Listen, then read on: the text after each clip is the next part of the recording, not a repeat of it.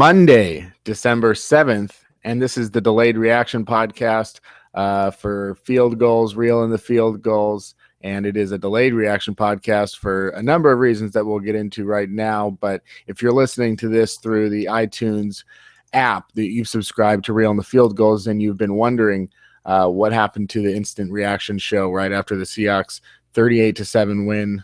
Is that right? 38-7 win over the Vikings. See, it's been a minute, so it took me a second there. And you've been wondering where it is. We'll explain that right now. Well, basically, we did an instant reaction show, myself and Danny Kelly. It went well, but after it was over, we quickly realized that there was something unusually wrong with the video that we create, that we usually use to download the audio from to upload for the podcast. Yeah. So what we decided to do was put up the video on fieldgoals.com. And then I decided as well, because Danny was unavailable, to try and do another show since we thought, well, this is a one-time error. So myself and Mina. Naively. Yeah. Well, you think that you just assumed that there was something wrong with that time, not that there's something wrong with the whole system, right? Right. So myself and Mina Kimes of ESPN the magazine got together again later in the night, did another show, ended up going for 52 minutes, and that one as well failed.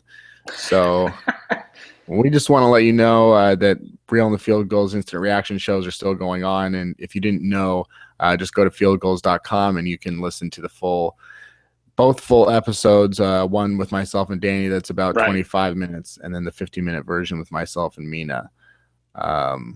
So Danny, there is a delayed reaction. Now that you've had a day to stew on the Seahawks' very impressive win over the Minnesota Vikings, do you have any new thoughts? I don't know about new. I think just overall, again, it's really encouraging how well they played in both sides of the ball. And even on their kick return teams, obviously they gave up the touchdown to Cordarrelle Patterson, but that was kind of garbage time thing. And I think if I went back and looked, I think they had a bunch of backups playing at that point in terms of their coverage units. So you have to be really happy with what they did in all three phases. Obviously, Russell Wilson played really, really well. We got his numbers from the pocket. He passed like 90% from the pocket for 2 or 3 touchdowns. He's hitting his back foot and throwing the ball in rhythm, and his receivers are getting open. I actually really liked some of the scheming that Darrell Bevell put together in terms of getting guys open. I want to do probably a piece on that later this week in terms of some of the things that they were doing to kind of confuse the Vikings, because a lot of the stuff they did, I thought looked like the Seahawks were going to run the ball and then they threw it, and then vice versa. So it was pretty cool, some of the stuff they did in terms of disguising their offensive scheme. So overall, obviously just a really good game, and you have to be happy with how they did. Were there any comments from Pete Carroll on Monday or anyone with the team that particularly caught your interest?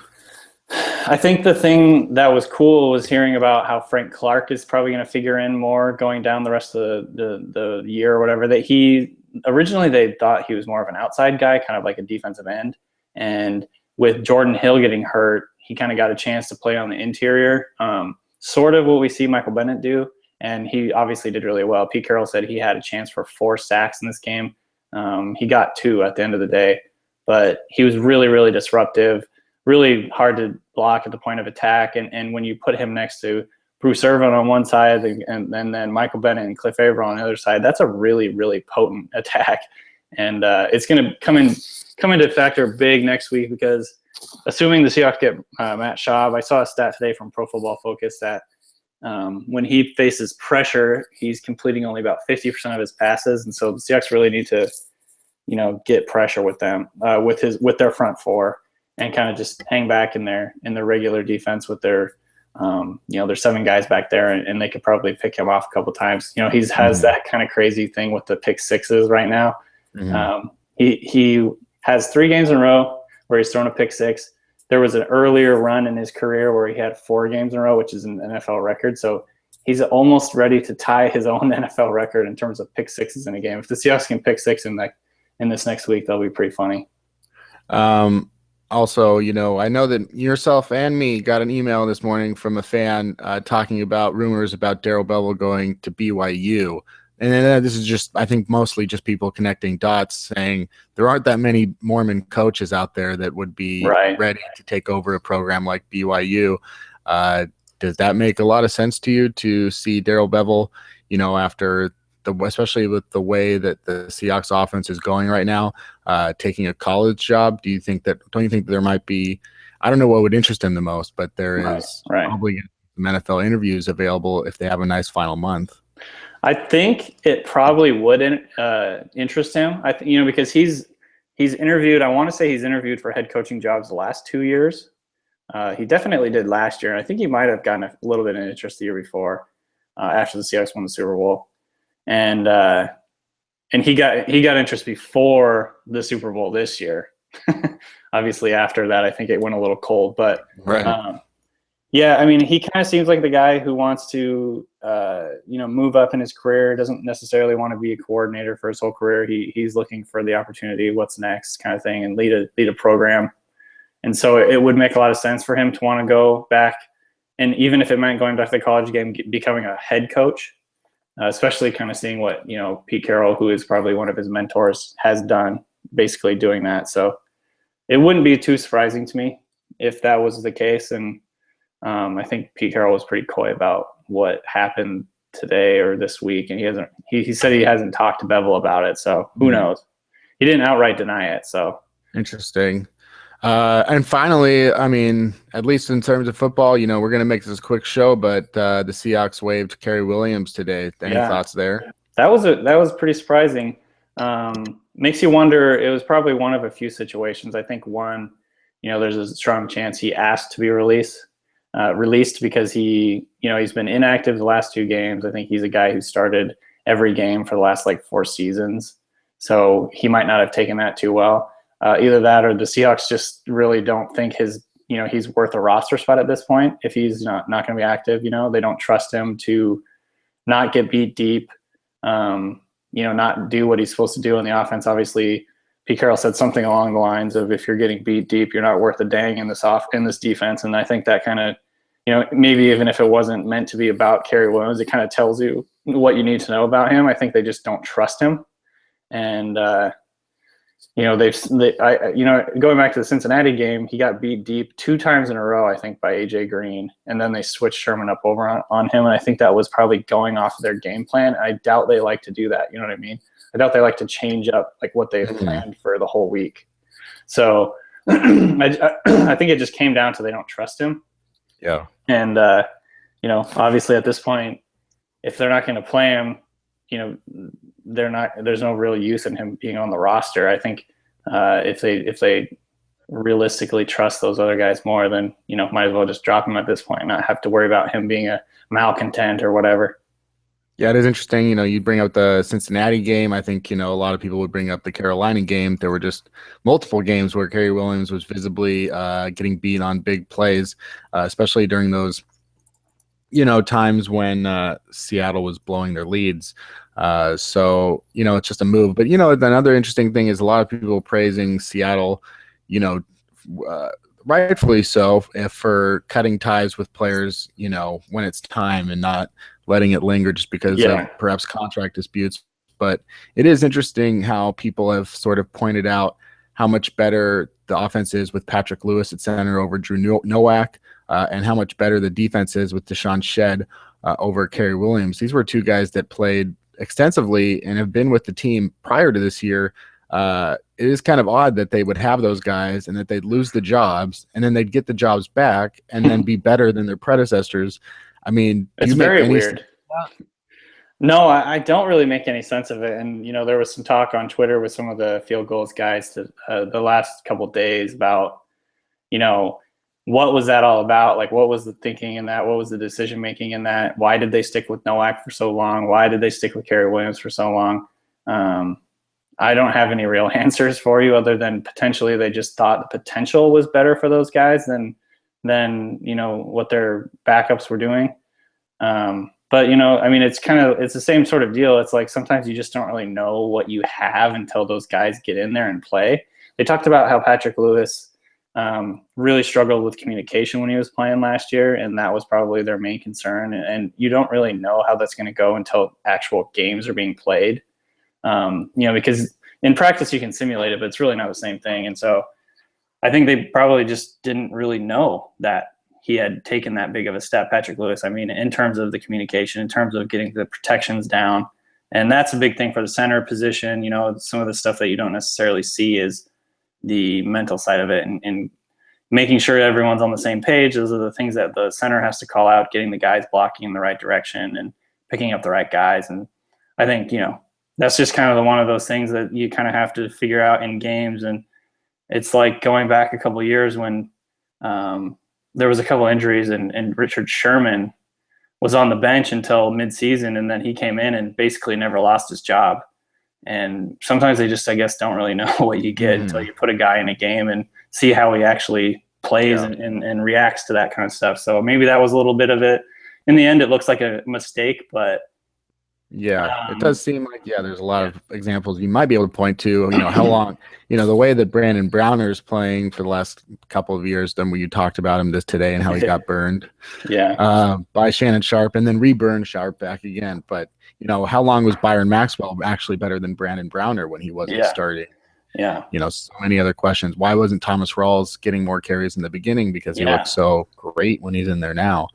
All these, a lot of times you don't know until they play, and Seattle seems to be very cautious with putting players out there when there are veteran presences ahead of them, and then at the same time, not afraid to take chances, such as starting Russell Wilson from week 1. So there are just sort of both sides of the coin going there, but that is going to be it for our second bonus instant reaction podcast of this week. Mostly because I'm not entirely sure it's going to work. So we're going to end it now. I got just one reel on the films question for you, Danny. And that is, it's about Star Wars Force Awakens. And this will put everyone out there on notice where you stand with the Star Wars franchise and the new movie. And the question is, I will see Star Wars The Force Awakens, A, opening weekend, B, once the crowds dies down, C, when it's available, like on Blu-ray or on demand, or D, I probably won't see it. And if I do, it'll just be some random time long down the line. It would be B, because I didn't have the foresight to get tickets on opening night. And I think they're all sold out at this point. But I'm definitely a Star Wars nerd. I grew up on Star Wars. I was obsessed with it. I loved it. I didn't like the new prequel trilogy that they did, obviously, with you didn't? You must be the only person.